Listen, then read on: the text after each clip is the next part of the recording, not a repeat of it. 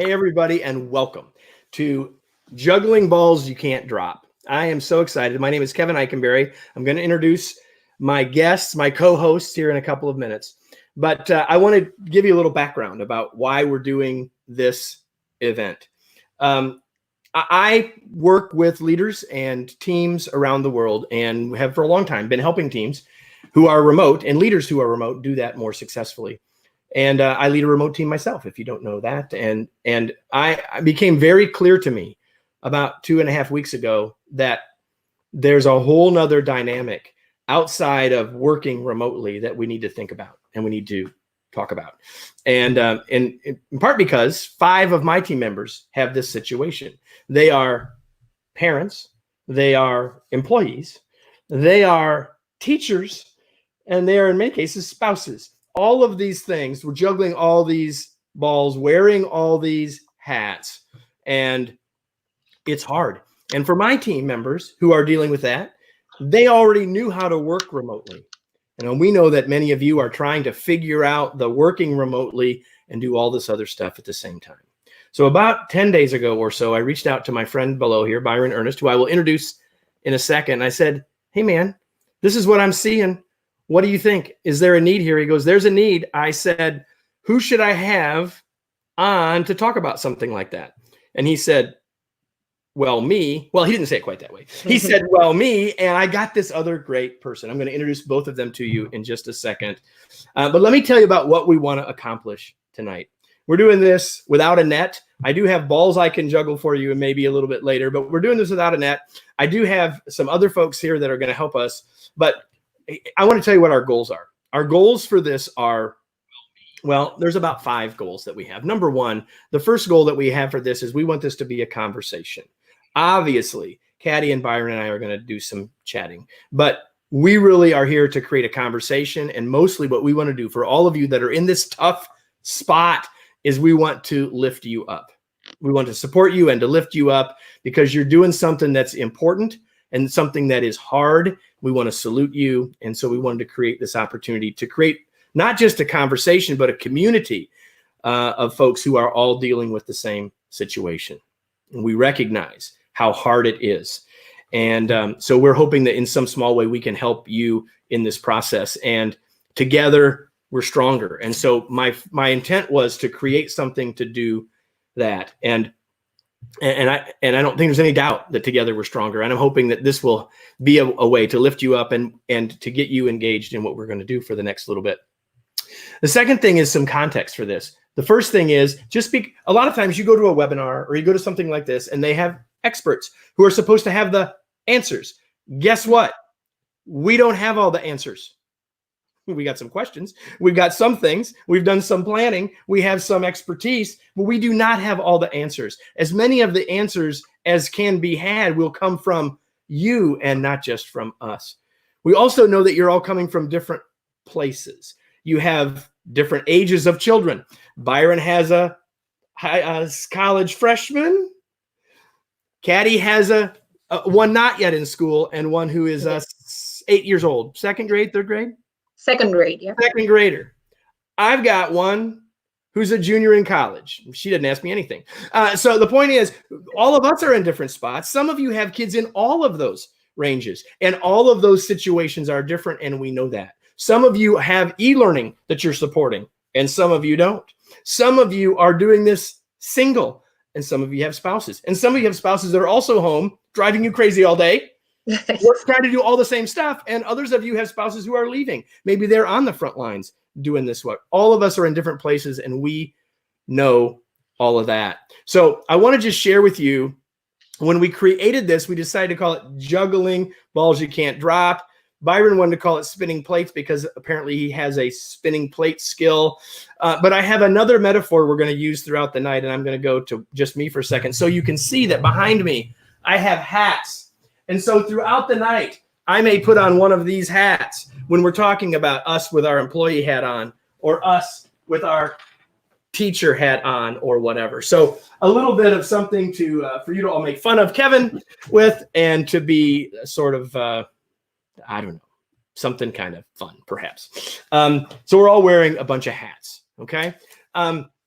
I am going to be occasionally looking at my other monitor because I'm going to be sort of keeping track of where we're at and what we're doing. And so let me do some introductions now. I'm going to have to go to my screen to do that. Let me introduce first the most attractive member of this panel. Well, the only one who's even halfway attractive in this panel. Her name is Katty Pacheco. She is an educator with over 10 years of experience. Wave, Katty. There she is. With over 10 years of experience in early childhood and elementary education. She's worked in both traditional settings as well as in dual language immersion schools. She was named Teacher of the Year in 2018 for the Renaissance Charter School in Boggy Creek in Kissimmee, Florida, where she lives. She was born and raised in Puerto Rico. She's married to her high school sweetheart, Angel, who is right now taking care of the two girls, Andrea, who is 8, and Lola, who is 2. Yes. She teaches 2nd grade, and she follows a project-based learning approach. And so I don't know if that'll come up, but I wanted people to know a little bit about Katty. Yeah. Katty is the person that Byron said, this is who, Kevin, you need to have on. And now let me introduce Byron Ernest. Byron and I have known each other for quite a long time, and I'm honored that he's joining us.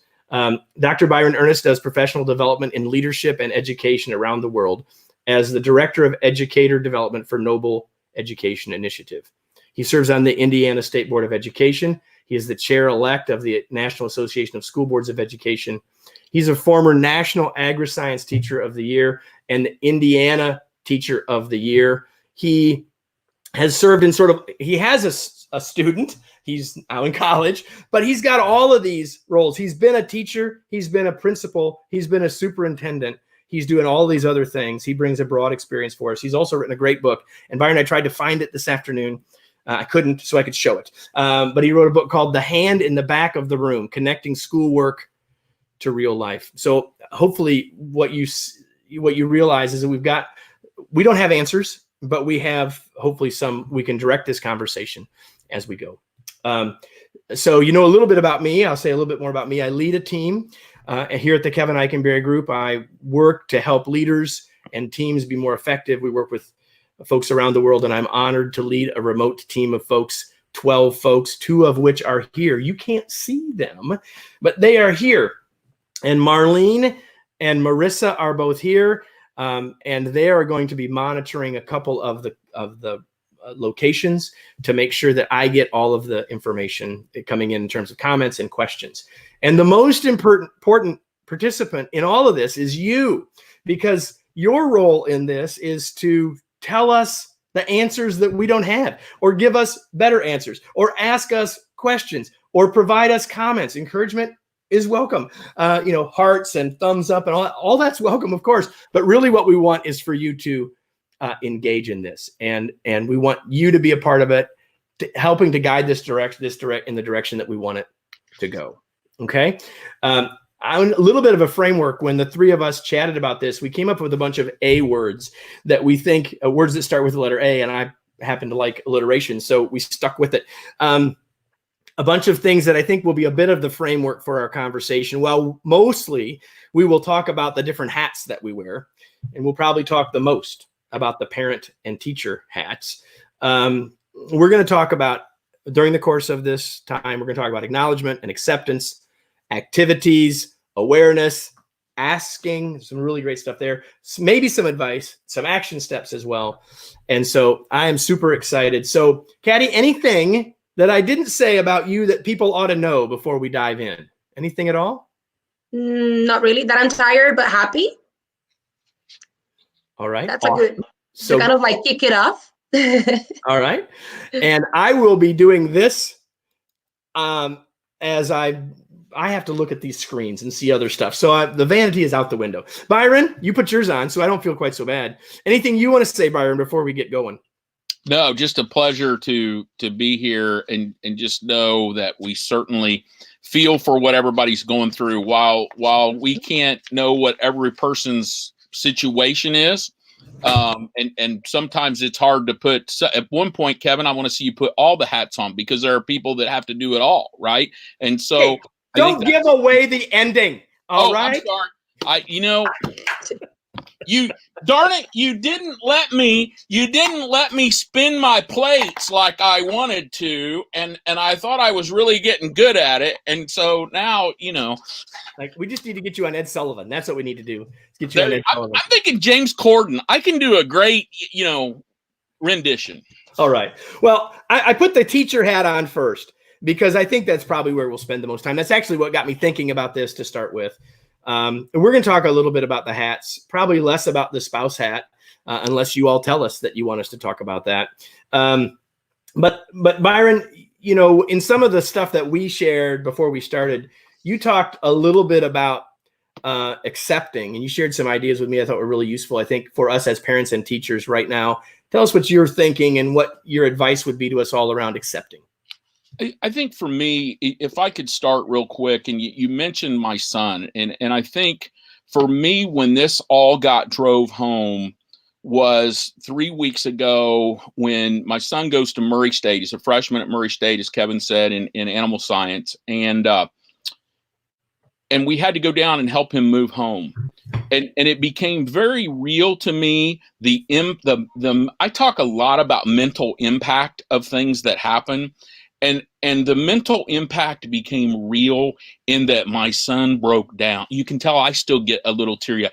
He broke down when we were moving, and he was saying goodbye to his friends that he'd made. And he really got shorted on his first year of college, right? A thing that a lot of us really value and enjoyed that experience. So that became very real to me.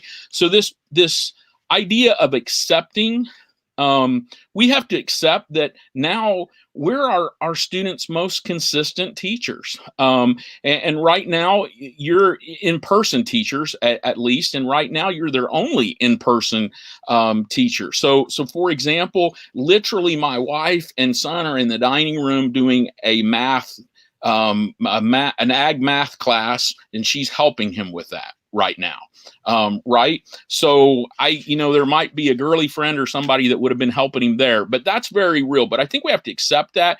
And I think we have to remember as parents that particularly with kids that are in a K-8 environment, we have to remember to differentiate just like your teachers would.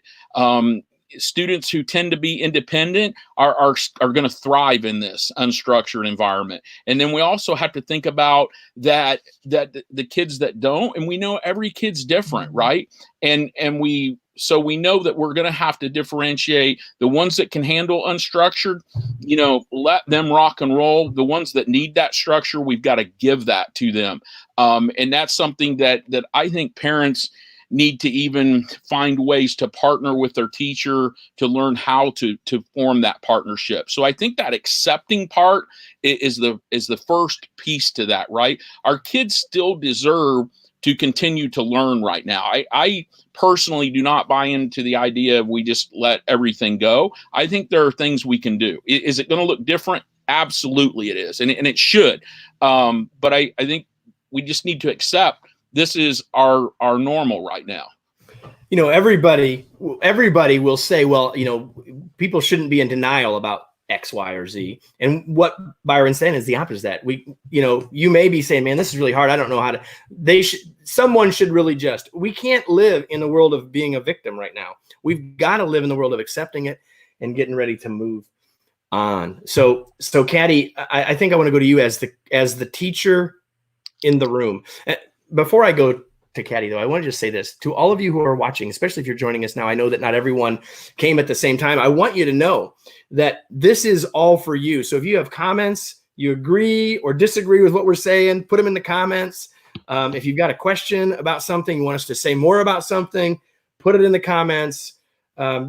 Please don't just be sitting back. Don't do what your kids might do, which is just be passive. Like, be active in this. Like, this is a chance for us all to learn. So Katty, I think I'd like you to be the voice of the teacher for a second, and recognizing that we're not all in the same place, right? Sure. Recognizing you teach 2nd grade and not 10th grade and all of that. What do you want us to know as parents? As the teacher, be the voice of the teacher for us. Sure. To say, what can we best be doing? What do you want us to know? And I'm going to put on the parent hat for a second. So go ahead and take us from there for a minute, would you? So yeah, sure. I mean, two words that came to my mind when you were talking about the A's, I thought about awareness. To me, awareness is very important from a teacher perspective and a parent perspective. Okay, so I think we need to be aware of everyone's situation, and that's why I try always to be a teacher that builds relationships with my students and families, so that way they know I'm here, and I know maybe some particular situations they might be going through, especially now during these times, and that allows me to be aware, you know. And the other A that came to my mind right away was active, but like I thought of it as active communication. I think communication plays a big role right now. Like if I have had parents that maybe I have talked to them twice, three times, you know, in the year, and now I've been talking to them every day because it is needed. It is needed. Like we need to communicate. Parents are asking me for advices. How do I do this with him? How do I do this with her? Do you have any idea? And I'm very happy. I'm very happy to support and know that that active communication is there. Every time I put something in place, like in my lesson plans and stuff, and I am in those meetings, luckily I'm one of those teachers that get to see the students face to face through the screen every day. And that makes me happy. And I know the parents are there, you know, at least I teach second grade. The students are at an age that they need to be at home with someone, of course. And sometimes they might be with their parents. Sometimes they might be with a grandmother, with an aunt, with a relative, right? Because parents have to go out and work during this situation. But I think that communication and me as a teacher knowing what they're going through, reach out to the teacher. If you were the parent, reach out to the teacher, let them know what you're going through.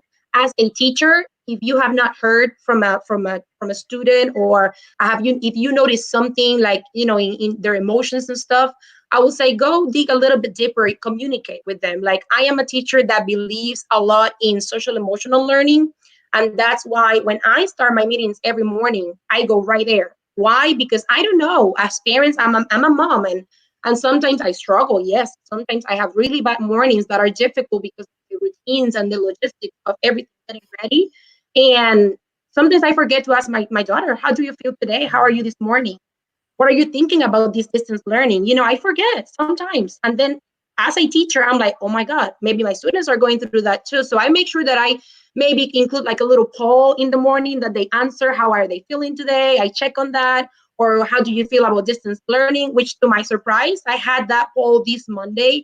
Yeah, could you share that? That was great. You shared that with me. Yeah, honestly, the one that said that they're feeling good about it, won. And to me, it was like, oh my gosh, it was really a surprise because I know they're overwhelmed. I know the kids are getting overwhelmed by all of these. It had not been easy for anybody. But I think if we communicate, actively communicate as a parent, as a teacher, they know that we care. You know, they know that we are here. They have that confidence, no matter the age, because now communication is not, you know, the age doesn't really matter. At any age, you can sit down, you can talk to your children, you can evaluate how are they feeling about it, open that door so they know that you are there, you are reachable. And then if it's something that you feel you cannot, then reach out to the teacher, reach out to someone that you know, a relative that you know that person is really good at math, then give them a call, you know, like just let them know that you are there, you're present as a parent, and communicate. The reason that I put on the leader hat is that's, you know, Katty just said something that's super important for all of us. And I've been telling leaders this for 4 weeks. And that is that, and the way I've been framing it is, don't go right to the work, right? Start with something. How are people doing? How are they feeling? What's going on? Do a check-in first. That needs to come before we get to the work. It's exactly what Katty said. And I think we all need to be doing it. You know, as parents, I can't change these hats fast enough for all this, but as parents, and when we're in that role, we need to recognize, and here's the thing, as adults, we're saying, man, this is all hard. You know, we're trying to deal with all the stressors of how we feel about the virus itself and all the other stuff. And we think, well, maybe our kids don't feel that, but our kids do feel all that because they know it's all different. Talking to a friend sent me a note the other day about something. And I said, how are the puppies? They have 2 new puppies. And he says, well, we're trying to keep them in the same routine because they're not used to us being home all day. Mm-hmm. Well, the puppies are noticing it. The kids are noticing it. We've got to do those check-ins, that pulse check. That is so, so very important. So Byron, you're working with leaders, with school leaders and educators and and folks literally around the world. You run a webinar today with people from 27 countries.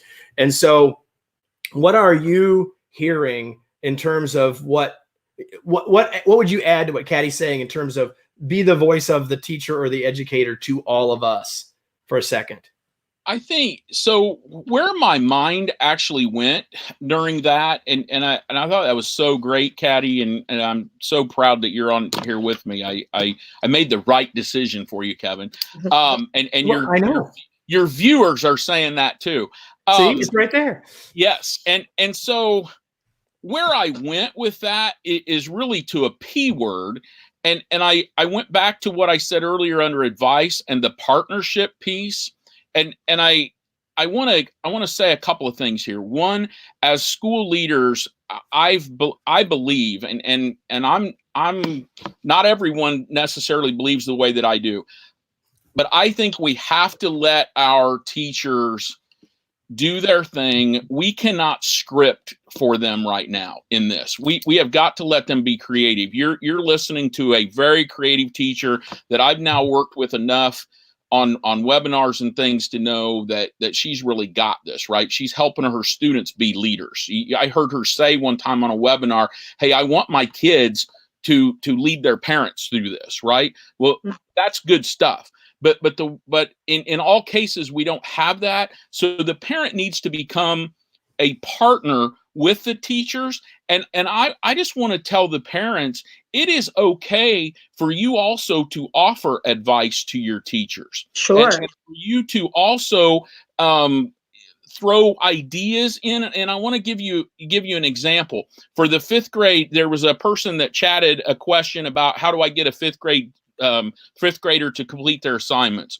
I've seen a couple of things that have really worked when we've been discussing this, and that is the parent to, if you have the time, and this again, and I get this, right, that sometimes it's hard for parents to have time. If you can make a project out of it with anything in the house, like paper plates. I've seen some cool paper plate things be done with very creative, but also don't be afraid to ask your teacher, could you make a project out of that for me? Because it's very hard to get my child just to sit down in the house to do that. Could you help me make a project for that and differentiate? And I've actually seen this happen, and I've actually seen some pretty good projects come out of that. So I think that two-way communication is great. And then let me tell you one other story, Kevin, that was a great story today that happened. I was working with some teachers yesterday, and I had a teacher really bummed about that today was supposed to be her SeaWorld trip. And I said, well, are you still doing it? And she's like, well, what are you talking about? I said, I guarantee you there are people standing around SeaWorld that still have to work and do things because there's animals there that don't have a lot to do because there's no people there, right? So she ended up knowing a parent. I actually talked to her a little bit ago to get the details. She actually knew a parent that helped her. They're going to do the tour. They couldn't do the tour virtually yesterday, but they had a person that actually talked to the kids and worked through the kids from SeaWorld about some of the happenings going on there that they would have never gotten anyway. And they're still going to get the SeaWorld tour later. So my point really to all of that is we need to get super creative, just be creative and really form a partnership. I think that's part of accepting it, right? That we can be partners in this together and open those communication lines up. When you're struggling, if you're struggling, let the teacher know you're struggling, because I guarantee you there's no teacher that wants you to be struggling. Mm. So I want to say a couple things here. Number one is that we did have, all of us can see some of the questions here, which is great. And so Byron mentioned it, so I put it up. So as you send us questions and comments, we're going to try to put them up here. Sometimes I may hold them until I think it's a better time. So I just want to say a little bit more though about this question, if we can, right now. So all of you, please keep sending them in. And I'll just try to keep, I'm trying to be the producer here, right? So like I'll slide a little thing in here now and then. So I just want to say something else about this, and you guys please weigh in as well. One of the members of my team, Adrian, shared a note shared an article with me from Gretchen Rubin, who's a really, really smart woman who's focused on happiness. And she talked about the idea, and everyone has different models for this, different ideas about how not all of our kids are the same. They don't all take in information the same way, whether you want to call it communication styles or whatever you want to call it, right? So you may have a model, that's fine. And so she was saying, think about how you communicate with your kids about their work, their assignments based on their communication style, which is really brilliant. And that's one of the things that we're going to share a link to you with later. And I'll put that up in a second. But to this particular question, what struck me was, yes, we're the parent and we ought to know our kids, but we may not know how they operate in this school environment. One of the things I'd encourage Liliana to do is to ask the teacher, like, what clues do you have for me about how I might communicate this kind of stuff in this context with my kid? I see you shaking your head, Katty. It must not be too far off. No, I just would like to add to it. When I saw it, I was like, you know what? It came to my mind the fact, like I always tell my students, I am a coach, rather than an instructor. I like to act like a coach where they have the confidence to teach me many times during the day. They figure something out, they come and they teach me. Sometimes I pretend I don't know. Sometimes I really did not know. And in this particular question, to me, I think in flexibility, we have to find a way. And as a mother, I have applied that with my daughter. I have to be flexible and try my best not to let all my stress, dump it on her and be like, no, you have to have this done by 5 o'clock, because if not, I have to negotiate. I have to find a way to be flexible, understand, and have a goal, have a goal. And who knows, maybe some reinforcement, like something that they like to do. Like, for example, my daughter loves movies, and that's the deal. You finish this before this time. We're going to watch the movie that you want to watch tomorrow, whenever we can set that up. But I think we need to motivate them and try our best. I know it's hard as parents because we want to, of course, keep the structure and all of that, but we need to kind of like be flexible with them. And again, going back to what you were saying about knowing the children, I know my students. I know who likes music. I know who likes to draw. I know who likes to read. So when you get to know your students, you have maybe those tools that parents are lacking of. Like you said, open the door, ask teachers. I mean, what is an activity? For example, right now we're working, Byron, you know about this. There was a student in one of our webinars that she proposed. I believe a lot in having children propose what they would like to learn about. So this student reached out to me and she said, Pacheco, I love PBL, project-based learning. I love the one we did on habitats. Why don't we go ahead and do one in the solar system and learn about more about the planets? Oh, that's perfect. And now during this distance learning, guess what? I shaped it up. They have it. Now they're going to be presenting it tomorrow. Some students wrote a poem about the planet. Some students are doing a dance about the planet that they're investigating about, doing research on. I have another students that have created a fiction story about a planet. So, I mean, there are options out there, and we need to know what really they thrive with and what they will be really motivated towards. So that way we can check that activity, that lesson. We can go over the same standards. We can check if they mastered or did not master the skill, but in a fun way and in a more accepted way, like they're going to accept it better. By the way, so we get a little back up. For all of you that weren't here at the very beginning, Katty's talking about second graders. All that stuff she just said, second graders. So if you were already impressed, now you're like. And Kevin, can I add? Yeah. I have to add to brag on her a little more, because of what you said. I literally had her second graders and her did half of a webinar, and the second graders, and I used high school students this week. The second graders did better than the high school students. Part of that's because of the teacher, right? And I have to say that, but these students were amazing. Student agency, student choice is so important. And I would encourage parents to ask your kids how they want to do something too. I think that's an important piece to that. Yeah, I want to come back to that a little bit later.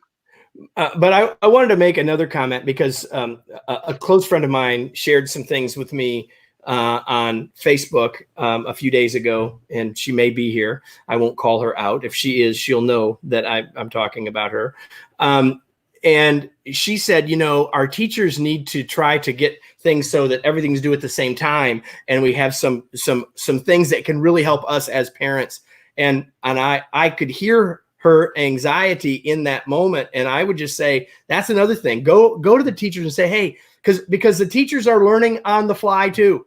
Yeah. Right. So as a parent, don't go in judgment. Don't go in, listen, come on, but go in a sense of us. We're in this together. And so here's some things that would really help me. And it may just be something the teacher hadn't thought of, and maybe they can modify, and maybe they won't.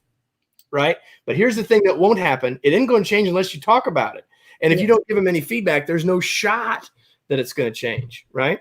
So we're going to shift gears here in a second, but I put across the bottom here, for those of you that are here, a link, and it's KevinEichenberry.com/juggling.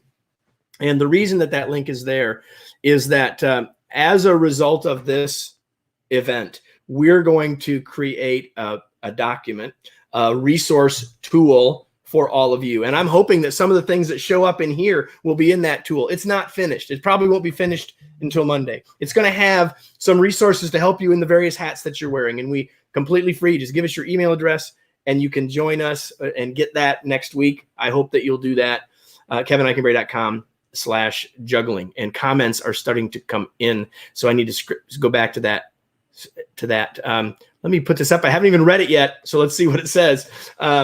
What should teachers do if parents cannot or will not get children motivated to do schoolwork at home? I'm going to hand it to my experts. What do you guys think? What should teachers do if parents cannot, will not? At least something that had worked for me as a teacher, I think it's what has worked for me is the way I present it to the parents, like the way I deliver that message. For example, my parents at the beginning, as everyone, we were so overwhelmed with the transition. For us was really quick, was right during spring break, and we didn't have any chance to prepare. Like, we just jumped right in. So it was really overwhelming. And me as a teacher, I thought another A, anticipated. So sometimes you have to anticipate. And as a teacher, you have to anticipate, right? As a parent, I think in every role. And I anticipated, I was like, oh my God, like this is gonna create like that sense of uncertainty that we all have is going to make it bigger. You know, we are going to be like really stressed about. I knew the times that were coming, so I tried to anticipate. And what I did, for example, in my case, something that worked for me was to prepare a template for my lesson plan. I actually changed the format of my lesson plan completely. I created this template that I then shared with my colleagues. The one in my grade level, then the school-wide, other people actually adopted it. I created this simple, user-friendly template with my lesson plan where they can track day by day what activities are, meant to be done in a simple way, like I would say parent language, like, because my students, believe me, I will give them that paper, they will go with it and they will do it because they are working with some of the apps and stuff that we manage in the classroom. But I knew for parents was going to be a little bit tougher. So I went ahead and created that template, simple template. I told them, if you have a printer, you can go ahead and print it out, put it on your refrigerator. If you don't, you can just take a screenshot with your phone and then have it available. And that way you just have it in hand. So the way I presented it to them was like this magnificent tool that I have prepared to make your life easier. Because I know I'm a parent, I have a second grader as well. So I know, they know that I'm going through the same with my daughter. So I have to, show that empathy. And the way I presented to them, they thought it was amazing. They were like, oh my gosh, this is so good. This is so easy. The same parents that at the beginning were sending me emails, like so overwhelmed and stuff. I was like, no worries. I'm working on something that is going to make your life easier. Believe me. And you know what? When I met with my students the first days, like I explained, like expectations of our meetings, all of that stuff, I presented it to them first rather than the parents. I actually showed shared my screen, show my students. I was like, you see this day here, you're going to follow along the day. It's going to be highlighted what you have to do. Where is it going to be available? That's it. Easy peasy, lemon squeezy. They accepted it. They're working with it. It's just an idea, of something that we can maybe work out to make their lives simpler and easier. Cool. So we have a question that's come in from another venue that I can't put on the screen easily. So I'm just going to read it. And it actually is from this friend of mine that I thought might be here, she said, okay, I love all this creativity, but what about those of us with teachers who are less flexible and we ourselves have no time, in her case, both parents working from home, right, have no time ourselves to engage our kids. In other words, any help there? I'm going to hand that to you, Byron. You happen to know this person as well. You know what, we do see that a lot, and again, I think with that, I'll go back to, first off, the partner piece. You know, make sure that the teacher understands that as well. I'm going to guess, and I'm guessing, I think I know who this person is too. So I'm going to say in that person probably has, but I think that's one of the first pieces to that. And then, because again, back to what Katty said that I think is important is there something that teacher or teachers, because I don't know the grade level, so it may be multiple teachers, but is there something that those teachers know that gets the child motivated to do that and is able to get that work? And then the other thing to possibly suggest, and a couple of things that I've seen work. So I'm just giving some tips and tricks here at this point that I've seen. I've seen some teachers have some great success in the same situation. And there was another person that typed something in as well with needing this, is to see if you can partner another student to work with. Do that in partners, okay? And some schools are able to do that with their learning platform. Some will let them do Zoom to get that part can get figured out. And then the other part is to begin to have some daily check-ins. And I've really seen, I suggested this, and now I've had some teachers like doing it, and it's like become this thing where they're literally having lunch with their students just like they might at school, right? And so I think while some of that you might think, gosh, she's dodging the question, I'm not really. I think to me it's bringing it back to what's it look like at school, right? You know, school's not a place anymore right now. So therefore we've got to figure out, how do we think about what would be happening at school with those students, and I think as many things as we can do, pairing them up with a buddy, finding a way to, that may be lunch, that may be, I attended a lunch with a 5th grade set of students, all mics on, greatest thing ever, right? And they literally did start talking about school things and what was going on at home and what have you. So I think it becomes, to me, it's almost, how do you socialize? How do you go back to socializing school to help the kids out that are in that situation? And we have to recognize, as we said when we started, like, we don't have all the answers, and some stuff is hard. No, and that Christy asked a hard question. I put my employee hat on because members of my team would say, well, that whole lunch thing, well, we did it, and we have done it. And I've been telling organizations to do it. So I'm going to put my employee hat on and say, you know what? When you were at the office and you had coffee with someone every once in a while, you can still do it. Fire up your webcams and just chat for 10 minutes. That might be the thing you need the most right now. And maybe you talk about work and maybe you don't. When we had our last virtual lunch, wasn't our first one, but we had our last one, I said the rule is no work talk. Yeah. And so we didn't talk about work. I had a little activity plan so we could have a little fun and laugh, but for the most part, we ate. And because we're across the country, some people were having breakfast and some people were having lunch. But, you know, I think here's a point that in my book, The Long Distance Leader, that I wrote with Wayne Turmel, we had 18 rules for remote leadership. And the first rule was this: leadership first, location second. And here's what I would say to everybody here. There's a whole lot of routines that we had before that we can tweak and use now. The school lunch is one.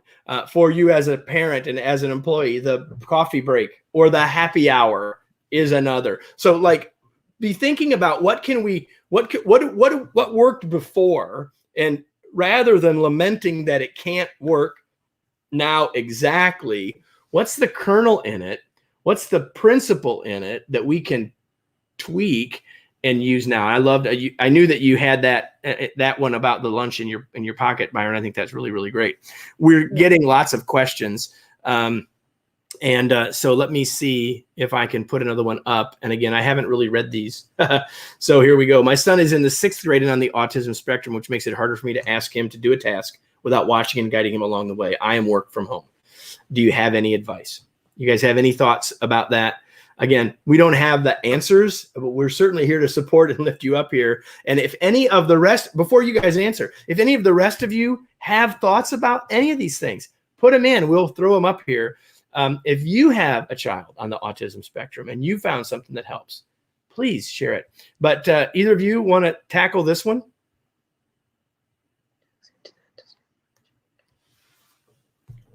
I was going to let Katty go if she wants to go. I mean, I don't have the experience, of course. I don't have the experience working with the autism spectrum as much as I would have liked to.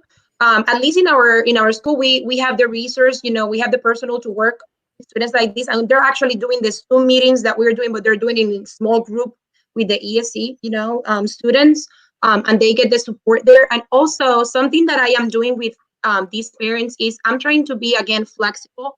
And I have students that, for example, cannot join my meeting for as long as I am with the rest of the class. So I've been flexible with them. They can just get in, participate in our meeting, my SEL check, and then they're good to go. And I know these are students that are in and out the meeting. And I accept it, because I know, what they're going through.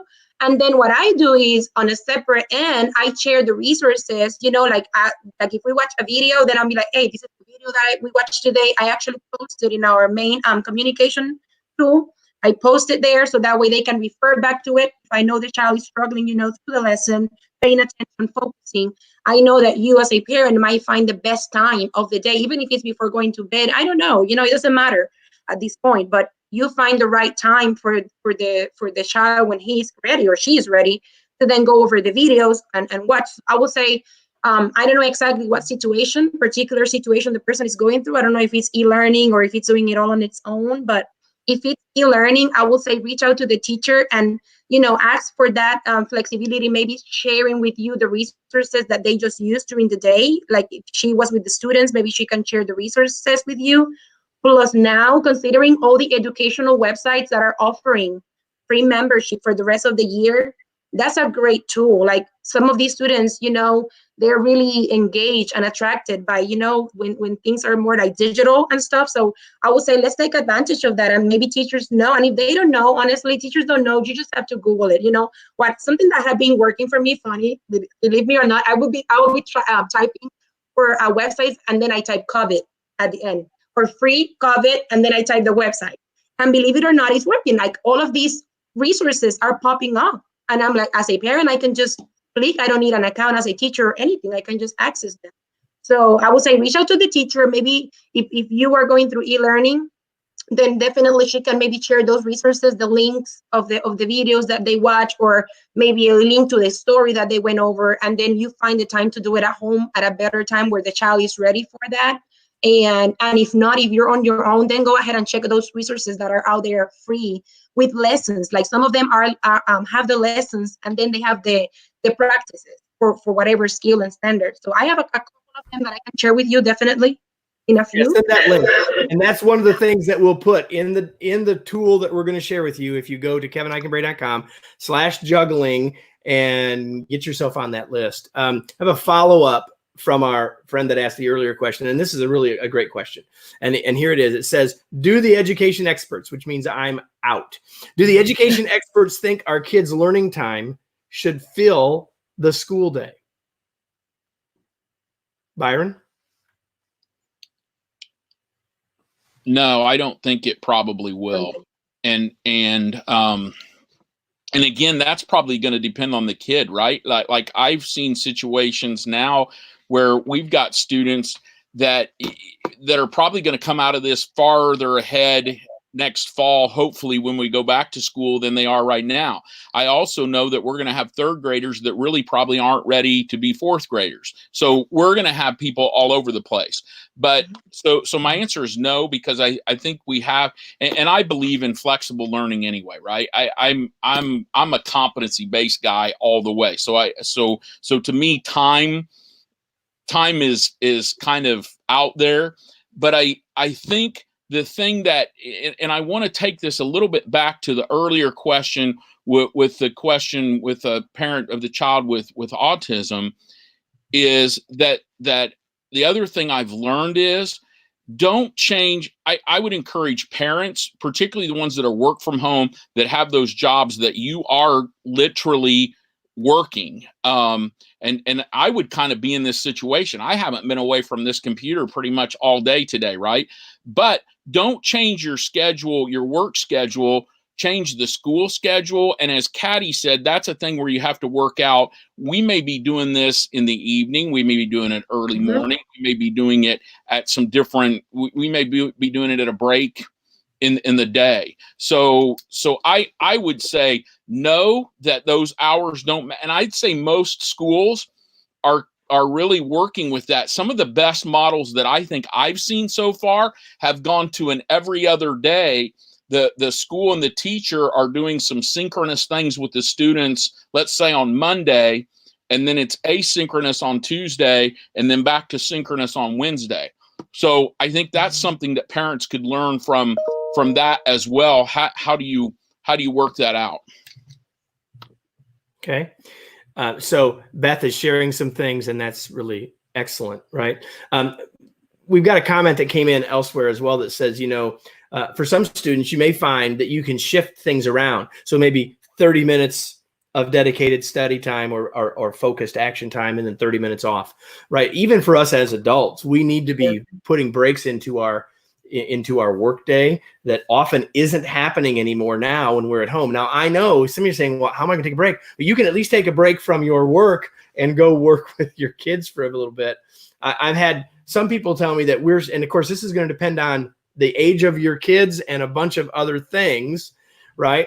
But where we're saying, we're going to set a timer, or we're going to have Alexa tell us the time or whatever. And in whatever it is, 45 minutes, 60 minutes, 75 minutes, when the timer goes off, everybody takes a break for 10 minutes, and I can go love on my kids, and I can go check on how they're doing, and I can refocus them if that's what I need to do. And I've gotten a break from my work. And then then we can go back and do it again. Right. So there's something perhaps. Yeah. And so Beth, I see your note. We're going to get to that, your last note, Beth, we're going to get to that in a second. So hopefully that's helpful as well. And there's so much stuff that we could talk about. And again, we're going to provide resources to you all in this tool if you sign up. And you sign up by going here. Otherwise, we're not going to know who you are to get it to you. So if you'll do that, we would really appreciate that, and we'll get some stuff to you. So again, be sharing the resources that you have here. We'll add those to what we're doing as we curate this and put it all together. A couple of practices from my team. As I mentioned earlier, the 5 people on my team that are dealing with all these hats, doing all this. Okay, Byron, you did your plates, so I'm going to juggle. All right, they're all juggling. And so one of the best practices that I heard from one of my team members, and I've done some research and a lot of people are doing it, and it makes total sense. And that is, at the end of every day, we make a schedule for the next day of what everybody has to do. Because the kids are wearing one hat. You're wearing 3, 4, 5, 6 hats, right? And so let's figure out, when do things have to happen? When do we have to be on Zoom with the teacher? When are we going to schedule in the homework? When are the kids going to do their chores? If whatever all that is, when is the TV time? Whatever. And so by engaging the kids in that more, they're finding it to be very helpful. And what it also does is it creates ownership for the kids. And I know that, Byron, you don't think that we're including our kids enough in all of this. You want to comment on that a little bit? Yeah, you're right. And you would probably, any setting or context that you put me in, I would say that, because I want to include kids in everything. And again, Katty will tell you that when I began to do webinars for teachers, and I think I'm the only one doing this, I have students in them, because our students a lot of times know the answers to the questions if we'll just ask them. And I don't care if they're a second grader or a senior, they really will. And I think we need to, You can ask them, what resources do you like best? How do you want to do this? And they'll tell you. They'll tell you that piece. And anybody I think that's parented gets that, right. That your kids can't. Sometimes we don't like the answers they give us. I get it, right. But we need to be asking them, and we need to be including them in those conversations. You talked about the schedule. The kid needs to be a part of building that schedule, in my opinion. And I love Beth commented that she likes the first then boards. I love first then boards. That's really cool. But the student or okay, whoa, time out. Not everybody that's here knows what that is. So what is that? You got to tell us. Well, for me, and Beth's going to correct me if I'm wrong, but what I know of a first then board, what are we going to do first? And then what do we get to do after we've got the first things done? Beth, you correct me if you do it a different way. That's the way because I've always said too, we need to have, and I think this is important. I think this is important. If you're an empty nester with no kids at home, I think you need to have things to look forward to now. Mm-hmm. If you don't, right? Like last night, my son and I cooked dinner. That was our job. I don't cook, but we made a monstrous hamburger, macaroni and cheese, had a blast doing dinner, right? But that was something that I looked forward to all day. And we had and I just think we need to try to not we would do that if we were still going to places, right? We would have things that we would be doing, things that we would be looking forward to. We need to figure out how do we do that? How do we still do that? Yes, it looks different, but we still need to be having that time. Beth has not corrected me, so I must have been right on how I look at first then boards. All right, Katty, go ahead. I think I was just gonna add to what Byron was saying. I think in order to be successful at that, to me, that's something that I have been somehow struggling. I would say just finding that me time that is so necessary because, as a parent, as a teacher, as a leader, I also lead a team of teachers in so I'm always thinking of everyone else, but I like to think of myself too. So I'm like, where do I find that time? So I think there comes the fact of us setting up boundaries. You know what I mean? That's very important for all of us. And we as parents are always like setting up boundaries with our children. But I think at this point, like, for example, me as a teacher, I'm setting my boundaries up. Like, I'm like, I'm trying my best, and you will see me on my couch enjoying a TV show with my family or watching a movie, and on my phone, a message pops up. Oh, Ms. Pacheco, I cannot get into Edmodo because I don't know why it's telling me that the code is not correct.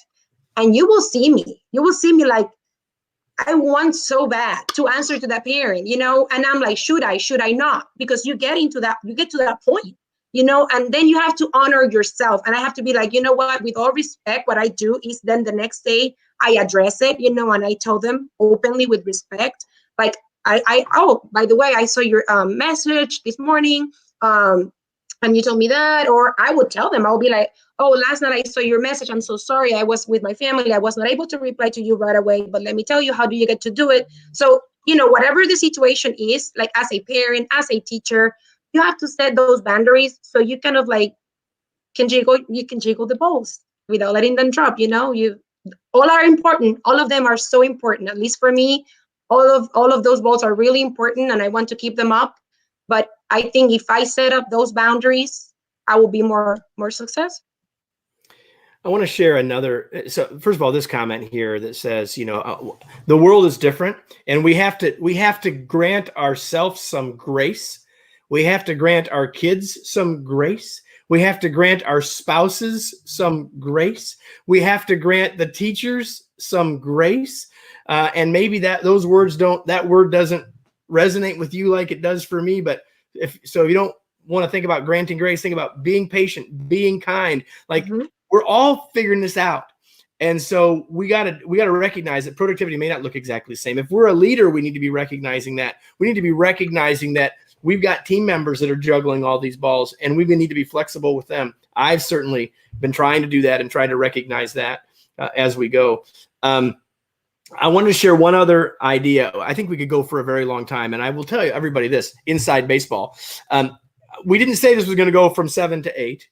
We don't know how long we're going to go. I didn't even tell them how long we're going to go. I have no idea. I know we're not going to go forever, but we're probably not going to stop in 6 minutes, just so you know.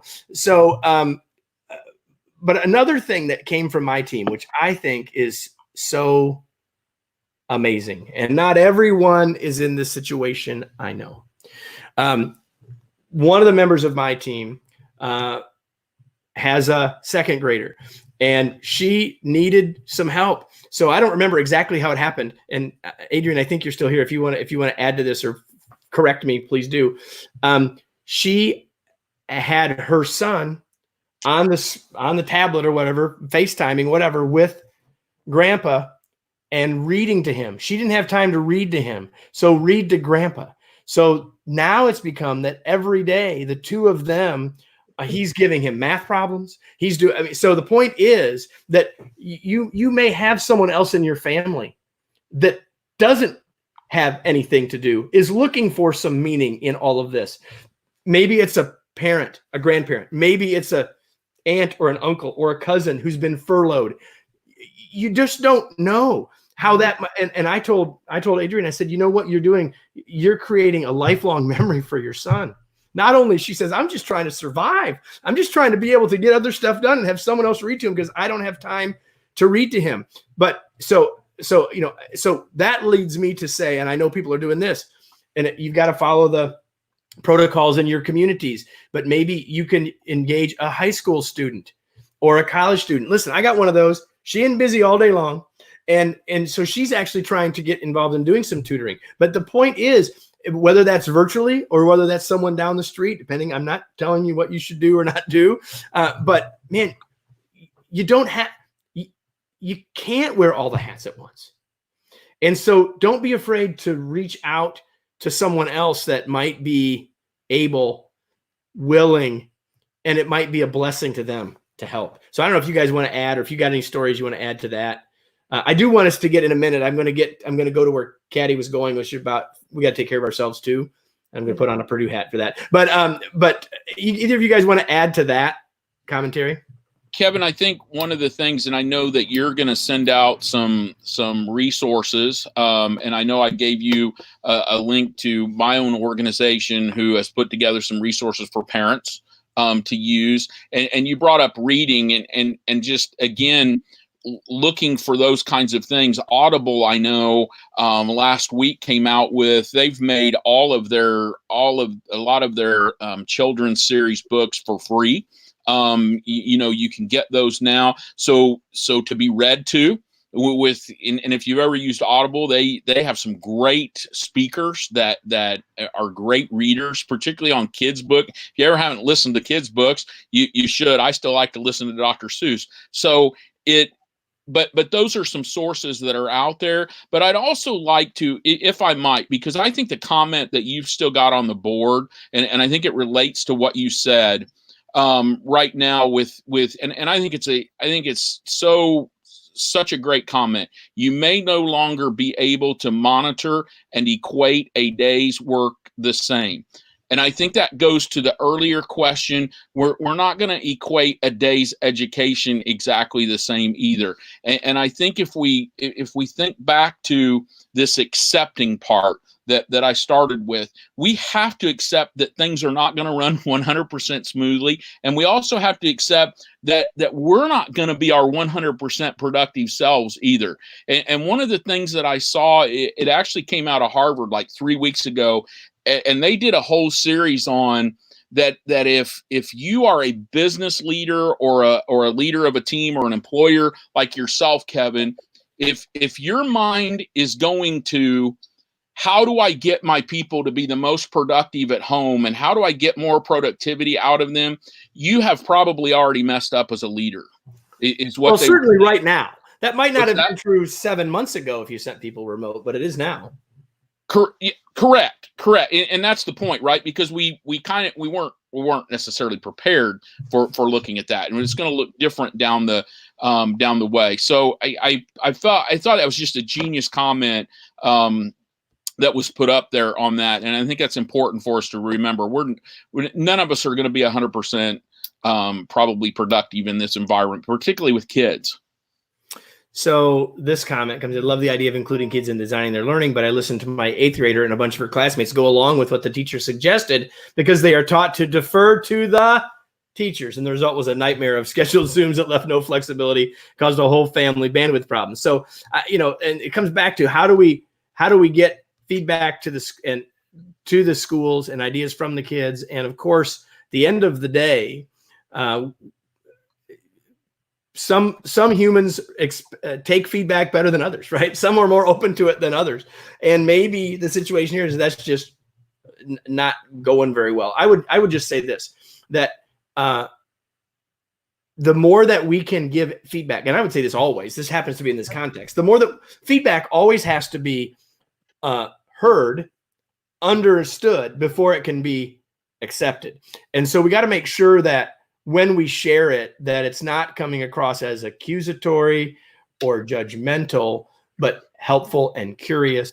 And again, I think I know this person, so I'm confident that she knows that and is probably trying to do that. But I would say that the opportunity that we need to have here is, again, everyone's in the same boat, and start with that and acknowledge that the teachers are doing the best they can, but here's some things we're learning. And what's happening is people do stuff, and it's the same thing you're saying about leaders, Byron, unintended consequences, right? So teachers don't recognize those unintended consequences of a house with 3 kids and 2 parents all trying to share the same bandwidth and all that other stuff. So I think we just have to I would just say to you as a parent, do the best you can in giving that feedback, but give it in a helpful spirit, and give it in a way and at a time, and don't give it when you're angry. Wait till tomorrow. But we could have a long conversation about that, but that's about what I would add to that. Yeah, we go back to active communication again. Like, I think honestly, that's the door to go to. Like, you have to communicate, because the same way I've had parents already, because of their particular situation, they cannot, perform maybe the way they would like to, because they have to work or they have to leave the house, or maybe the student is in a divided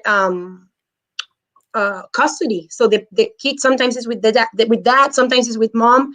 And I need to know that as a teacher. I need to know all of that. And then I kind of the same way they communicate that with me, I pass the message, because sometimes you have to understand it's not us teachers. Sometimes that comes from administration, and the same way we are kind of holding students accountable for something, they're holding us accountable for something. So, I need to be the person that kind of gets to know your situation. Maybe I'm the first person for you to go to.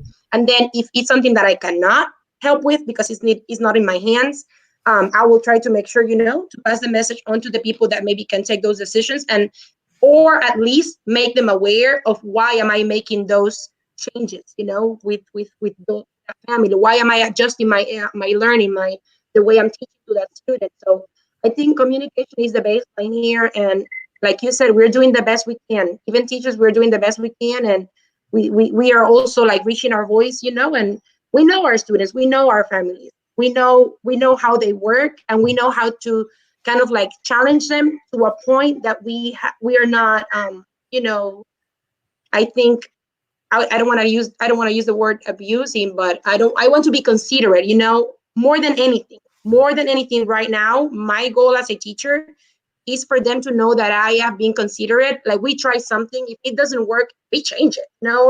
If I plan for a lesson and then, I get one message back or 2 messages hey, Ms. Pacheco, you know what? I'm so sorry. I don't quite understand it, or it's been really hard to follow along. Then I'm you know what? It's not done. Don't worry about it. We're going to find something else where you can go ahead.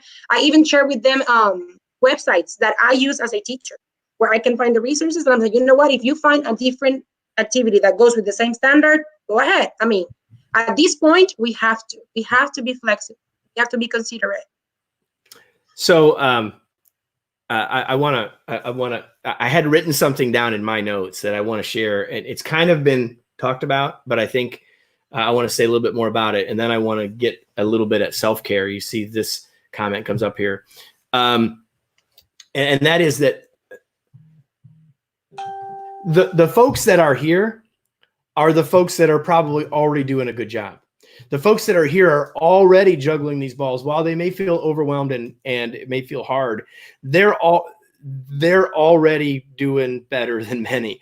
And so what I would say to you, the thing that I wrote in my notes is the goal perfect? And the goal should not be perfect. Don't make the goal perfect. Make the goal that we're going to try to help our kids keep learning, and we're going to keep loving on our kids. If we could do that, then we're heading in the right direction. So we need to spend a little time on the personal hat. And those of you that know, this P stands for personal, or it stands for Purdue. So Go Boilers. Boiler up and boiler up. So actually, before I go there, I'm going to put the comment back up here about if I can find it. And there it is. And put this back up here. If you want the resource, and you can share this with others. People don't have to have been here. And of course, if you're watching us later, this link is going to work. KevinIkenberry.com/juggling. Email. We'll get you the tool that we're going to be creating over the next 2 or 3 days, and we'd love to share it with you. We just need your email so we can get it to you. And so I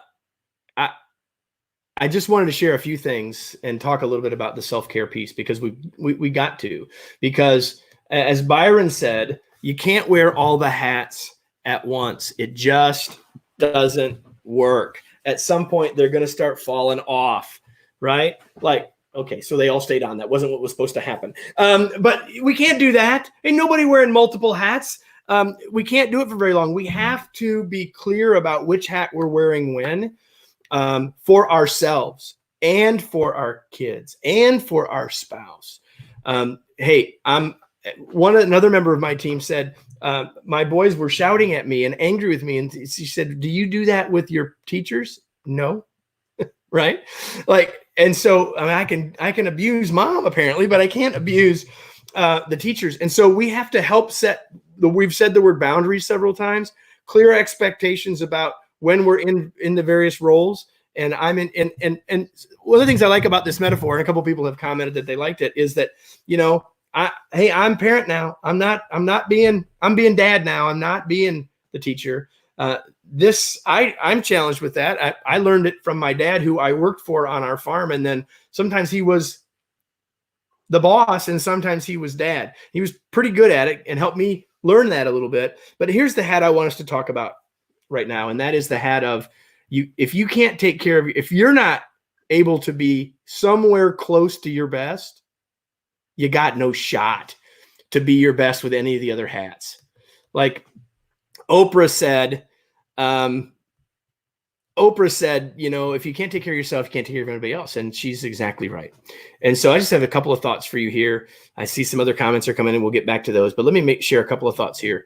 The first thing that you need to do for yourself, everybody, is do all the stuff your mom taught you to do. Eat right. Try to get some sleep. Right. That hamburger stuff sounds pretty good right now, by the way, Byron. But, do the stuff that wash your hands, right? Eat right. Take a break. Get some exercise. You know these things, right? And maybe exercise for you is yoga, and maybe exercise for you is walking up and down the stairs, and maybe exercise. I don't know what that is, but those things. And you may not be able to do them as much or as long as you did before, but you got to be doing them, because if we don't take care of ourselves, we can't take care of everybody else. You've got to take breaks for yourself as well as with your family. I have seen a number of things on Facebook that have been really interesting. I saw one, again, someone that I believe is here. I know she's here, where they were challenging each other. Moms were challenging each other to put on, if I get this right, to put on a ball gown or a dress. And someone said, if I get 5 people to show me tonight that they're wearing a gown, I will teach my kids tomorrow in the gown. Now, we got to have some fun. We got to find ways to do that. We've got to find someone. Here's what I shared with leaders a couple of weeks ago. You have to find someone to vent to. And maybe tonight, even though you haven't been able to talk to someone, maybe this was cathartic for you. We hope maybe that it was. You have to find that person, and maybe it's your spouse, and maybe it's not. And maybe it's another mom or another dad that's a coworker that hey, can I put on my parent hat for a minute? I need 5 minutes to vent, right?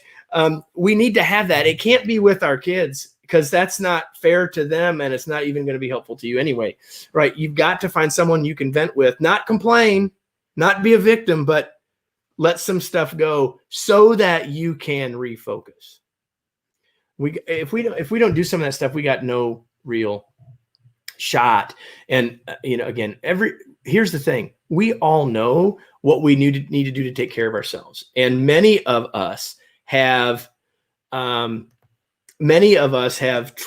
that go. My wife said that to me in the first 3 weeks of this.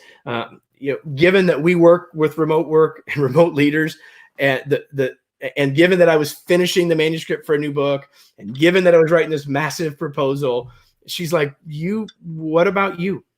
Right? She was saying that to me, and I wasn't even wearing as many hats as all of you are wearing. Not near as hard for me as it is for many of you that are here. And she reminded me. So I'm trying to give that reminder to all of you. We got to take care of ourselves too. And it may not look like it did before. You may not be able to take a 3-mile run, but you got to get out of the house and run. And if you need to watch, okay, if Kevin needs to watch Gunsmoke to relax, then he needs to watch 30 minutes of Gunsmoke. And by the way, the early seasons were only 30 minutes. So like whatever it is, you got to find it. You've got to do it for yourselves. You have to. You just got to. And I love, Katty, your comment earlier about, I saw it from the parent, but right now I gotta be mom and I gotta be wife. And it's not easy. Like I'm playing all of those roles, like I say right now, like I tell everybody, I've always thought my students are somehow my children, but now I think they truly are, like more than ever, because I have to really be there. And I don't know, like I could be like, like you said, venting with someone, but then once I'm with my students, you know what I mean? Like everything changes and I am empathetic. I feel sad that I cannot be there with them. And I don't know if you remember the chart that I created. Like, yes, I have this situation, but I always try. Believe me that I try hard. It's not easy. And I feel sad to hear or read that some people are like, it's like, oh, I wish these people were the ones in our schools, and I know not everybody is the same way. Believe me, I'm not near perfect, nowhere. Like I have my moments as a parent or as a teacher, like I do. And like I said, with my daughter, for example, I have to negotiate with her. What works with her is to negotiate. I have to negotiate. I know this is hard. I know this is going to take us 20 minutes, but you know what? After this, we're going to have a popsicle. We're going to have this with my students. With my students, what I'm doing the lunch bunch on Fridays, and they're looking forward to it. Like today, I was talking about the project, and one of them just raised their hand. Are we going to have the lunch bunch tomorrow? And I was like, yes, we are. So I know that that's something they're looking forward to. So, with her, I need to negotiate. So don't think that it is, it is nowhere near perfect. I have my struggles. I have talked to my administrators already, like, look, I think this is, this is not working, or we feel this way. I am also listening to my team, like I want them to know that I am struggling too, not because I'm organized and maybe I have my things organized means that I'm okay, because like we have the office hours. Yes, we do. But during those office hours, I am answering messages. I am answering emails. I am preparing lunch. I am changing a diaper. If you know what taking care of a 2-year-old is, and my own, it is a big deal, So it is really hard on me as a person, because I take it so seriously. All of my roles, I take them so seriously that at the end, I don't know how can that end up, affecting me. So I'm learning every day. This is a day by day, believe me, a day by day process. I maybe had a really tough day yesterday. Today, I'm trying my best to kind of like face it positive. And, I'm trying my best. And as a teacher, I would say something that I'm treating myself with is coffee anytime I want. Using the bathroom anytime I need. So, like I get to be with my family. It's like the little things, Katty. It's the little things, and believe it or not, like I said, those are the ways I look and I feel like, I am treating myself somehow between all the chaos that I'm maybe going through and maybe all of the struggles. Those are the little things, like I call them goodies. A good book, a good movie, a good bath with no children around. I mean, those are the little things that we can definitely consider it to honor ourselves and what we're doing. I have to share with all of you real quick, and mostly this is for Katty, but Byron said Katty's the right person, and she was. I'm so glad that you've been here. Thank you. But I was so struck by the fact that I'm sending an email to you and say, hey, could you do this? Or, hey, we want to look at this thing. And it wasn't very many, but every time I sent one, I'm like, I just added more work to someone who's doing all the stuff that we're trying to help other people with. So I we're not quite done. And I'll thank you again, but I want to thank you for that, because you got it harder than Byron and I. But again, I have a PBO mindset. So if it's something that I am really liking and I'm really into it, believe me, I'm gonna get it done. You know what I mean? Like if I really want it, if I really like it, and I'm motivated towards it, I will do it, no matter what it takes. So we got a question, and again, not for Kevin, for the educational experts. I love this question. Moving on to pass fail. Thoughts on moving to pass fail to take the pressure off teachers and students, and by default parents too. Byron, you know, sitting on a state school board and you probably in a lot of those kinds of conversations. What are your thoughts about that? I am totally in favor of the pass fail. I'm not, and again, I hope that we come out of all of this and we've learned some things. I think there's some things that we're making some policy decisions right now that, quite frankly, we probably need to keep in place, or have seen some things that we're going to need to change. Let's not go down that road here. But to the question of grades and that, I think that's absolutely the right thing to do here. Because one, it's just going to be hard. We know we've heard it on here, right? Some kids are thriving. Some kids, the parents are having trouble, even the teacher having trouble with them to get that done. It's another thing that we've got to, that we've just got to give some grace on, as you said, right? Or accept that that's going to be that way. So I think that's totally, most all of the universities have gone to that kind of a policy. They're allowing, in many cases, the child to decide, or the student, I shouldn't say child, the student. I think my son has till, I forget the date, that he decide which class he takes pass fail, which ones he doesn't. Well, clearly the ones that are A's, he's keeping grades, and if he's as smart as I think he is, and literally, Kevin, this is where sometimes I think we need to learn from higher education, and I don't say that all the time, but I think we need to learn from higher education on this, that they're letting the student decide, and the professors are actually having meetings with the students to help them decide which way they go on that, right? Like, here's your grade right now. Here's where we think it's going to be. And I think we can learn from that. And so I think that's a great thing when schools do that. I don't get as in favor. I'm not as in favor of policies that we're not going to let any student flunk. Because I don't know if a student's not doing anything and not getting anything done, how in the world, where are they going to be next fall when we come back, right? And I think for the students' good, but I think we're also seeing some of our, and I'm sure that's not the people maybe that are on here, but I know we're seeing our equity in education right now. That gap, I know, has widened, given our kids that are able to get access to broadband and all of those kinds of things in this situation. I had teachers in webinars today who were sharing how tough it is right now to work with their Amish families. In that situation, those are real things. And I really am going to make a point here with this, Kevin. I think two things. One, I heard, and I've so appreciated the comments. But one of the things was said, how do we get the people to hear this, right? And I would encourage a couple of things. One, I would encourage every person that's on here, and you may do this, Kevin. So if I'm stealing your thunder, I would encourage every single parent that is on here, really every person, send this link to your teachers and your school administrators. We need to make sure that people do realize how real this is, and how real it is, even from an administrator standpoint. You're seeing again, Katty's able to thrive because she has agency and autonomy to be able to be creative.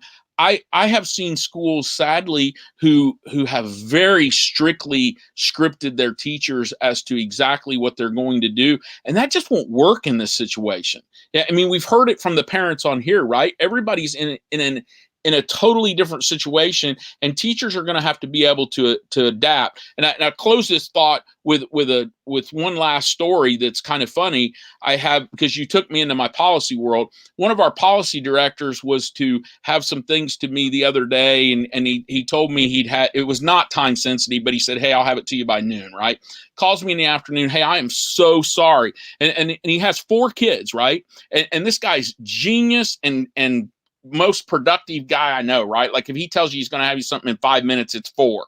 And he calls me and he goes, "Byron, I'm so sorry." But he said, "My kids all had this stuff they were doing at the same time. And I thought it was the greatest statement ever." He goes, "It was all devices on deck for the kids," right? Like I laugh. I tell that story all the time because it's so funny that all devices on deck. Well, those teachers probably didn't know they did that to him, right? And his wife, and for God's sakes, his wife is a nurse.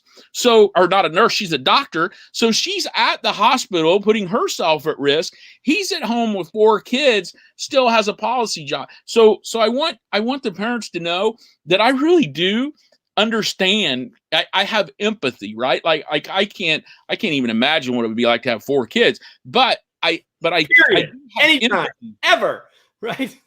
Yeah, right. We only have 1 because my wife would only allow 2 kids in the house, and you know who the other one is beside my son, right? And Yeah. Kevin, you know me well. That was a good choice on her part. Well, she's a wise woman.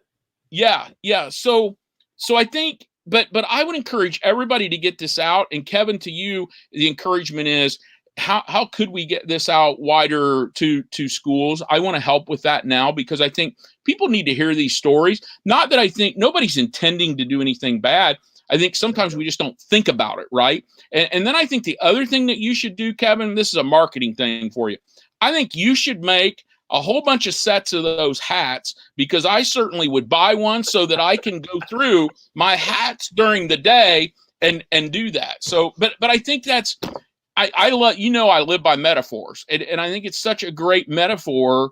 We literally need to explicitly think about which hat am I going to put on right now. And I think that's so important. Right now is that someone on my team is screenshotting this at this very moment. Garrett, I almost guarantee that. Okay, so I want to do 2 things before I go into thank yous. So first of all, before we get into thank yous, and I do a couple of other things, Katty, anything else you want to say? Katty put some great stuff together that we didn't go through all of it, and we're going to include a bunch of that and curate some of that into this resource tool that you can get by going to kevinigray.com/juggling that you see below. But is there anything else that you want to share at all, Katty, before we move into wrapping up? Well, it will be pretty much adding to what we have already said. I would say, honestly, this is a day-by-day process. It is uncertainty out there. We do not know. We do not know when this is going to be over. So we need to take it day by day, knowing that we are all trying at all, with every hat, we are all trying. I let everybody know, speak up. You have to speak up, because at the end, I have one of the things that I wrote right here. One of the things that is working for me as an individual, not as a teacher or a parent or anything like that, it says, I understand it is worth to work hard to achieve any goal I put my mind into, as long as I don't sacrifice my sanity for it. I have to put that in my mind, and I have to keep it clear, yes, I'm going to do my best, but up to what extent, yes, I'm going to work hard, but up to what extent? Because at the end of the day, you know what I mean? It's not really worth it. You are a parent, and at the end of the day, yes, I could be a teacher, I could be, a parent, I am a leader, but I'm an employee. But at the same time, I'm a person, and I have to honor that. I have to honor myself. And like you said, in order for me to perform well at any of the other jobs or works that I have, I have to take care of myself. So I would say to everybody, take care of yourself, make sure you're okay. If you're not okay, because it is okay not to be okay, speak up, share with someone, vent. And that person might have a good idea for you. I have my best friend We have those meetings. We have those meetings on Saturdays, and we need to check on each other, even if it's 30 minutes, even if you're going to talk about that restaurant that we used to go to. With our family, we have those Friday nights that now are our game nights, and everything stops at 7. Like, I remember we were about to meet, remember last week, and I told Byron, yep, as long as it is before 7, setting those boundaries, because that's something that I recognize it is really important for me as a person right now. And, it benefits my family as well. They're worried. They're far away from me. They want to see me. They want to hear from me. So we came up with these game nights online, and that's helping everybody. So check on yourself, speak up, and, one day at a time. So a couple more things. We didn't really talk about the employee hat. That's the realm that I live in. And so if you sign up for that link, at that link, we'll put some stuff in there. I will say this real quickly, that we have a resource site that includes a bunch of stuff that we call a dose of fun. And I'm going to type that in here real quick so we can get that up. But we've tried tonight to do a variety of things. Let me get this in here and try to get this quickly to you all. Just do it this way. Give me 1 second, everybody. My team knows that typing is not necessarily my top skill. Actually, not what I'm trying to do, something else. So I'm going to put this on here.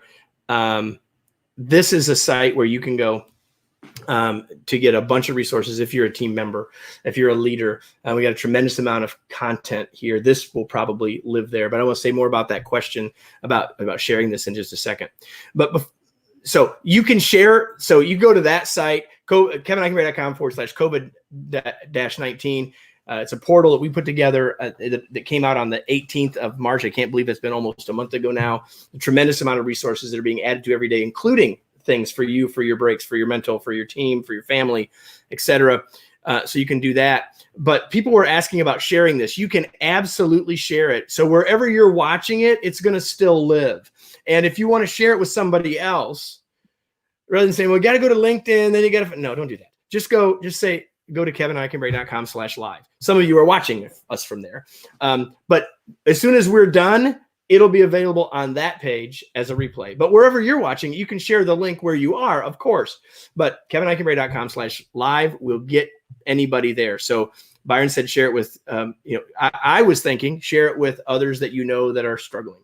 But share it with administrators, share it with teachers.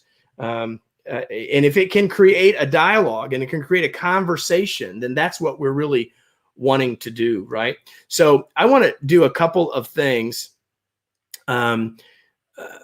We created something, and I didn't know if I was going to release it. I'm still not sure I'm going to release it. What I'm going to do is I'm going to ask all of you for your input. If you're here live right now, we created a Facebook page, a Facebook group that would be for people to continue this conversation, to be support to each other, to be a community. I don't know what we would do with it exactly. We don't have a plan, and we don't even know if we're going to release it. In fact, I'm not putting the link up here, as you'll know. But here's what I'd like you to do. If you can type in right now, I would just love you to say, is that something? Just put, hey, I might be interested in that, and put a yes or a Y. And you're like, I'm not interested in that.